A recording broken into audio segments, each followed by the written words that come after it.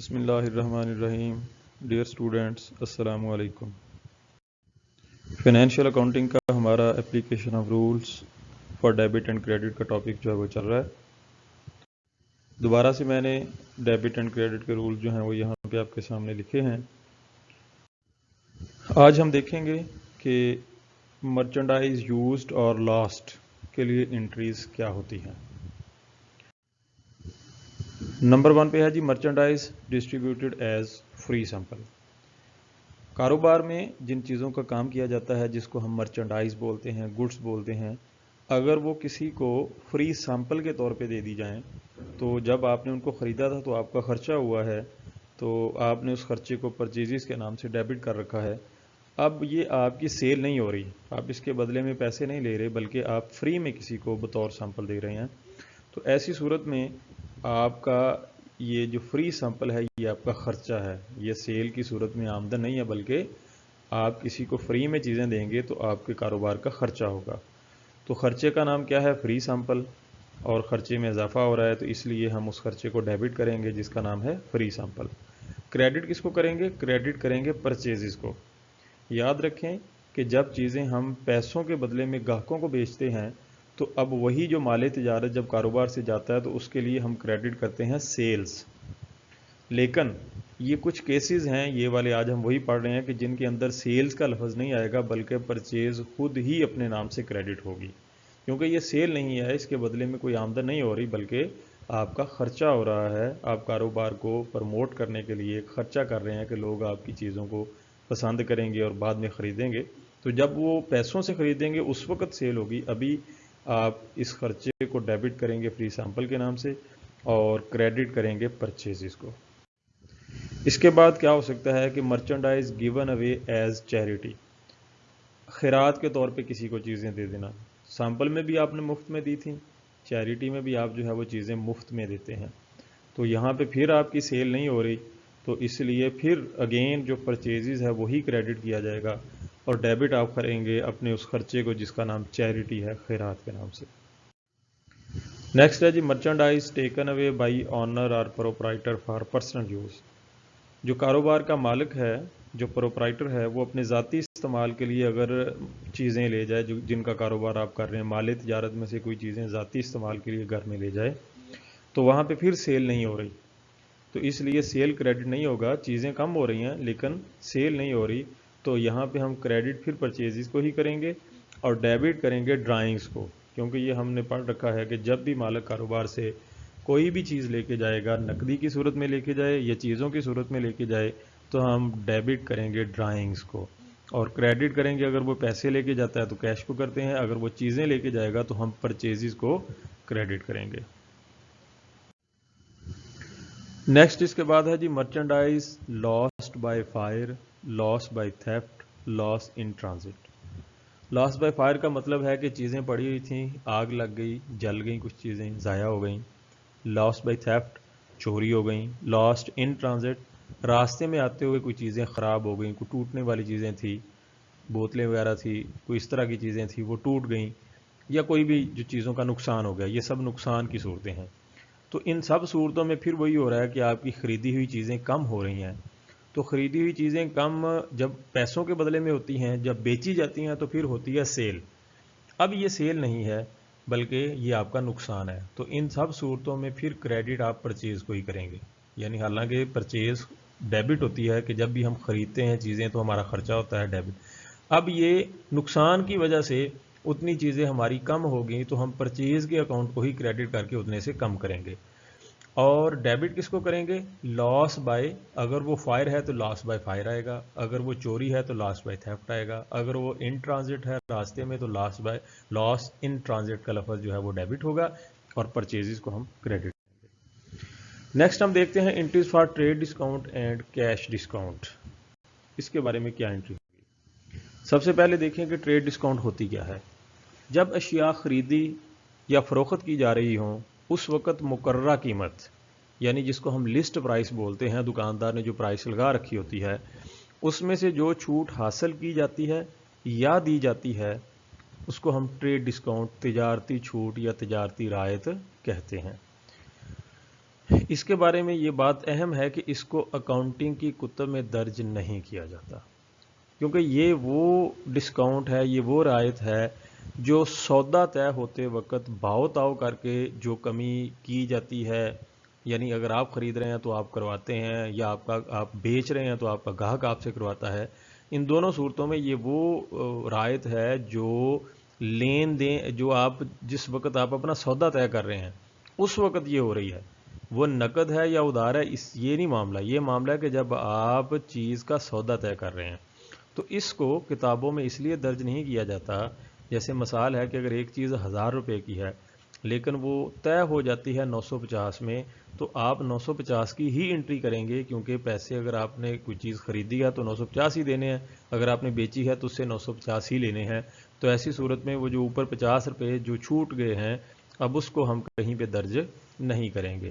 Example سے میں اس کو مزید آگے انٹری سے کلیئر کرتا ہوں. Purchase merchandise for cash ₹12,000 subject to 2% trade discount. اشیاء خریدی ہیں ہم نے 12,000 کی اور 2% اس کے اوپر ہمیں ٹریڈ ڈسکاؤنٹ ملی ہے، یعنی 12,000 کی وہ چیزیں تھی لیکن جس سے ہم نے خریدی ہیں اس نے ہمیں 2% تجارتی رعایت دی ہے.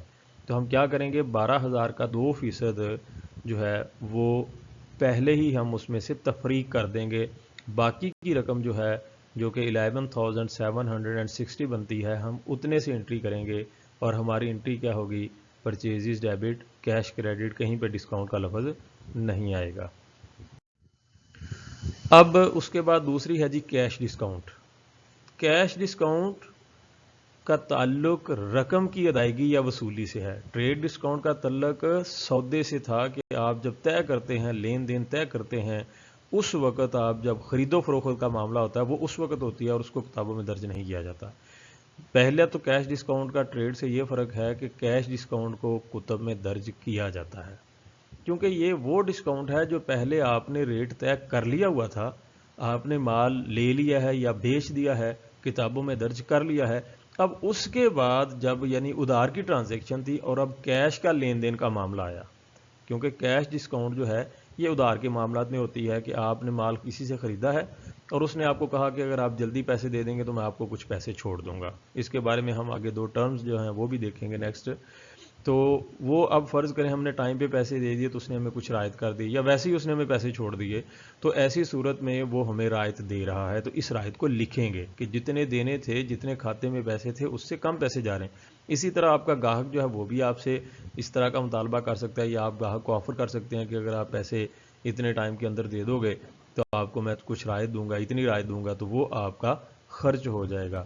جب آپ کسی سے ڈسکاؤنٹ لیتے ہیں، اس کو ہم دیکھتے ہیں کہ یہ ڈسکاؤنٹ کتنی طرح کی ہوتی ہے. نیکسٹ سلائیڈ پہ ڈسکاؤنٹ 2 طرح کی ہوتی ہے. یہ جو نقد ڈسکاؤنٹ ہے، کیش ڈسکاؤنٹ، ایک ہے ڈسکاؤنٹ ریسیوڈ، چھوٹ لینا، رقم کی ادائیگی کی وقت چھوٹ ملے، ڈسکاؤنٹ ریسیوڈ کہلاتی ہے، اور یہ کاروبار کی آمدن ہوتی ہے. آپ نے پیسے دینے ہیں کس کو، سپلائر کو، جس سے آپ مال خریدتے ہیں، یا جس سے آپ مال خریدتے ہیں آپ نے جلدی پیسے ادا کر دیے اور ادائیگی پہ آپ کو رعایت مل رہی ہے، تو یہ ڈسکاؤنٹ ریسیوڈ ہے اور یہ آپ کی آمدن ہے. یعنی آپ نے دینا 1000 تھا اور آپ کو 950 دینا پڑا تو 50 آپ کو بچ گئے، لہٰذا یہ آپ کی آمدن ہو جائے گی. ڈسکاؤنٹ یہ دوسرا لفظ جو ہے یہ ڈسکاؤنٹ ریسیوڈ نہیں ہے، بلکہ اس کو آپ ٹھیک کر لیں، یہ لفظ الاؤڈ ہے جی.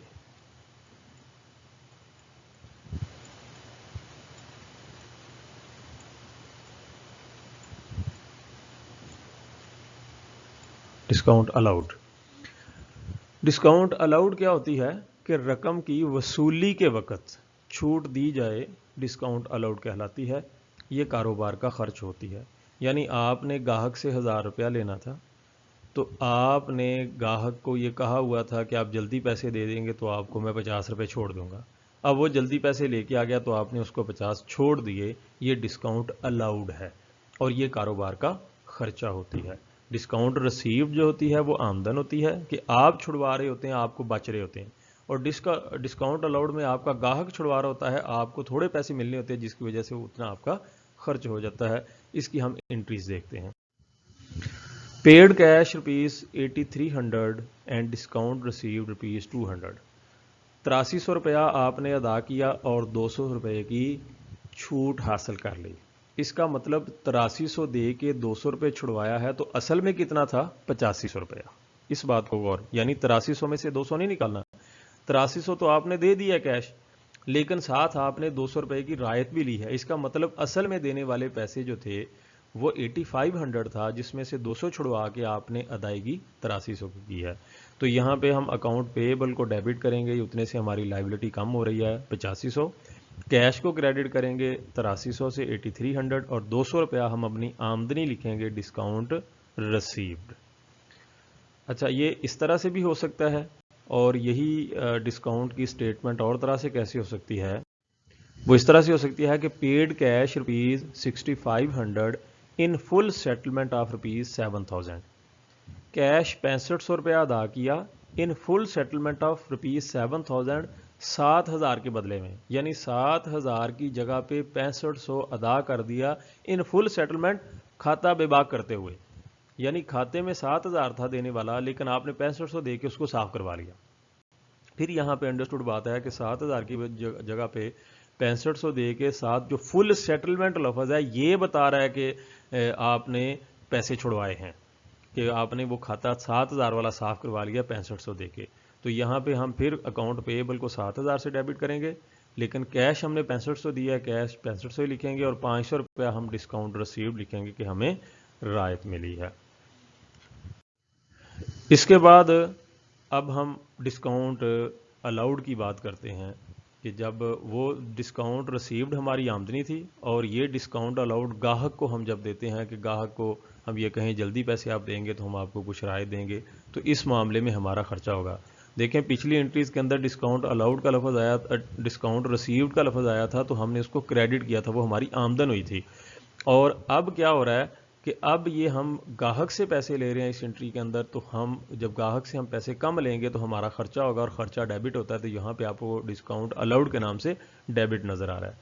एंट्री क्या है जी? Received cash ₹5000, discount allowed ₹500। 5000 रुपये आपने वसूल किया है, और डिस्काउंट 500 रुपये की दी है। इसका मतलब ये है कि 5000 तो नकदी आपने वसूल कर लिया, और साथ आप ये भी बता रहे हैं कि 500 छोड़ा है। इसका मतलब टोटल लेने वाला 5500 था। तो आप कैश को डेबिट करेंगे 5000 से, और 500 रुपये अपना खर्चा डेबिट कर लेंगे डिस्काउंट अलाउड के नाम से, और क्रेडिट करेंगे आप अकाउंट रिसीवेबल को, कि जिससे आपने पैसे लेने थे, उससे आपको 5500 रुपया जो आपने लेना था, उसके बदले में आपने 5000 लिया और 500 उसको छोड़ दिया। यही एंट्री अगर फुल सेटलमेंट के हवाले से देखें तो फिर क्या होगा? रिसीव्ड कैश ₹9800, यानी आपने 9800 रुपया वसूल किया, इन फुल सेटलमेंट ऑफ ₹10,000, 10,000 के बदले में, यानी खाता 10,000 का था, लेकिन आपने साफ कर दिया 9800 रुपया वसूल करके। तो यहाँ पे फिर आपके पास कैश जो है वो 9800 आया, 200 रुपया आपका खर्चा हो गया, और आप क्रेडिट करेंगे उस बंदे को, उसका नाम अगर होगा तो नाम लिखेंगे, नहीं तो अकाउंट रिसीवेबल लिखेंगे 10,000 रुपये से। तो डियर स्टूडेंट्स, इन एंट्रीज़ को आप अच्छी तरह से देख लें। ये एंट्रीज़ जो हैं वो, इसको आप इसकी प्रैक्टिस भी करके देख लें।